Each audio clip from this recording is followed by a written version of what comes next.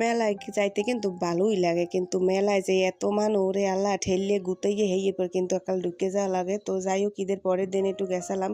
ঈদের দিন মোরা কোনো জায়গায় বাইরেই নেই, কারণ মোরা যে আবার গৃহিণী মগো তো আবার রান্না বাড়া লাগে, মগো ছাড়া তো আবার রান্না বাড়া অসম্পূর্ণ থাকতে যায়, হের লেগে আর বাইরেইতে পারি না।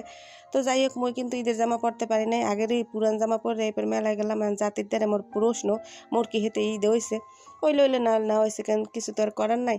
এরপর আইলাম এই খাওয়ানোর দ্বারা মোর আবার খাওয়ান দেখলে আবার জিভটা লেক লেক করে, খাওয়া লাগবে। এবার কিছু পাপড় কিনলাম, আর এই আর কি কয় কইতেও পারি না, ঘুরি ঘুরি এই কতটি কিনে লইলাম। গুঁড়ো গাড়ার লাগিয়ে ঘরে আবার গুঁড়ো গাড়া থইয়ে গেছি, হে আবার যায় না। এইবার দেখি করে আল্লাহ এটা কিউটের ডিব্বা, কিউটের ডিব্বাটা মোর দিক যে চাইয়া রয়েছে আর চোখ মোড়ে ফিরেই না। এবার করলাম খারাপ, শোনা মোর তোমার একটু ছবি করে লই। এবার করে ছবি টবি করলাম, ওর একটু ভিডিও করলাম। এই পেশাই দিয়ে আল্লাহ জায়গা দিয়ে ফুলের একালে সময় আর ফুল বেচতে শুরু করে দিয়েছে।